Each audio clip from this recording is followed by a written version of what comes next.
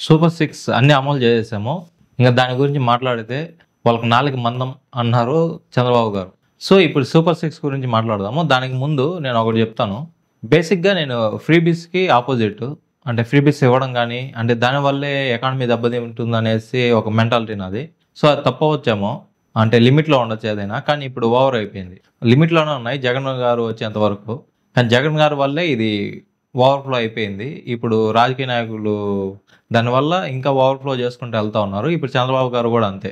Education and హెల్త్‌లో ఉంటే పర్లేదు. మిగతా అన్నిట్లో ఉండడం చాలా తప్పనేసి నా ఉద్దేశము. ఇప్పుడు బాబు గారు, చంద్రబాబు గారు అన్న దాని గురించి మాట్లాడదాము. సూపర్ సిక్స్ అన్నీ అమలయ్యాయన్నారు గదా! యువతకి 20,00,000 ఉపాధి అవకాశాలు లేదా నెలకు రూ. 3,000 నిరుద్యోగ భృతి. అంటే ఇది జరిగిందా? అంటే ఉద్యోగాలేమన్నా వచ్చాయా? లేకపోతే నిరుద్యోగ భృతి ఏమన్నా ఇచ్చారా? ఇది అయిపోయిందని ఎలాగా డిక్లేర్ జేస్తారు? అంటే ఆయన గూడా అన్నారు, మేము ట్రై జేస్తున్నాం అనేసి. అంతవరకు 3,000 నిరుద్యోగ భృతి ఇవ్వాలి గదా! కానీ ఇవ్వడం లేదు గదా! 2 స్కూలుకి వెళ్ళే ప్రతి విద్యార్థికి 15,000 అనేసి చెప్పారు. ఓకే. 15,000 అన్నారు. 2,000 వచ్చేసి స్కూల్ మెయింటెనెన్స్ అది ఇది అని జెప్పారు. ప్రైవేట్ స్కూల్‌లో ఉన్న పిల్లలకైతే 15,000 పడాలి గదా! అప్పుడు. లాస్ట్ గవర్నమెంట్ గూడా అలాగే జేసింది. ప్రైవేట్ స్కూల్‌కి గూడా మెయింటెనెన్స్ కట్ చేస్తారా? సర్లేండి. ఈ విషయము ఎక్కువ మాట్లాడకూడదు. ఇది కలెక్టర్ గారి వాళ్ళ అకౌంట్‌లోకి వెళ్తుందంట. వాళ్ళు గవర్నమెంట్ స్కూల్ ద్వారానే ఖర్చు పెడతారనుకుంటాము. అంటే ఇది కొంచెము క్లియర్‌గా చెప్పింటే బాగుండేది. ఇంక ప్రతి రైతుకి ఏటా 20,000 ఆర్థిక సహాయం అని ఉంది. సో, సెంట్రల్ గవర్నమెంట్ ఈ నెల 20వ తేదీ ఏస్తుందంట. సో, వీళ్ళు గూడా ఫస్ట్ ఇన్‌స్టాల్‌మెంట్ ఆ రోజు ఏస్తామని జెప్పారు. So, good. ఇప్పటికి 2 అనుకోండి అయిపోయింది. ఇక మూడోది ప్రతి ఇంటికి ఉచితంగా ఏడాదికి 3 గ్యాస్ సిలిండర్లు. అంటే ఆల్రెడీ స్టార్ట్ చేశారు ఈ పథకము. సో, అది అమలవుతుంది. సో, దీని గురించి మనమేం మాట్లాడకూడదు. ఇంకా ఐదోది ప్రతి మహిళకి 1,500. ఇది ఎక్కడ అమలు చేశారో ఆయన చెప్పేటప్పుడు గూడా చంద్రబాబు గారు చెప్పేటప్పుడు కూడా వి4కు అండ్ పి4కు ఏదో లింక్ చేశామని చెప్తాను. నేను చాలా సెర్చ్ చేశాను దీని గురించి.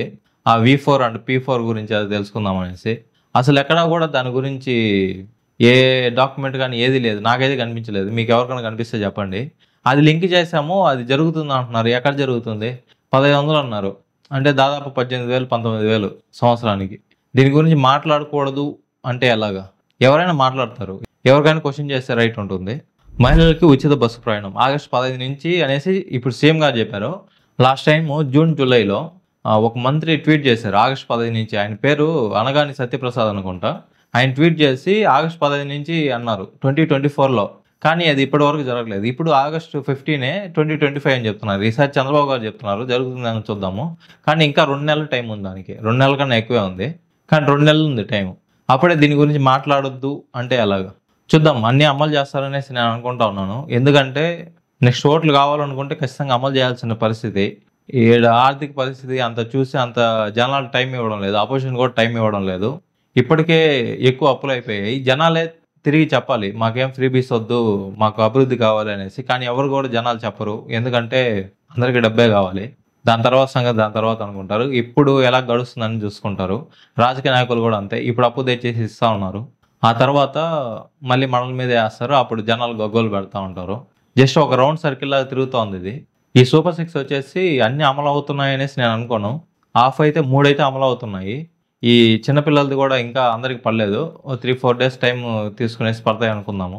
సో, 3 అయితే అమలవుతున్నాయి. మిగతావి ఇంకా చెప్పలేము.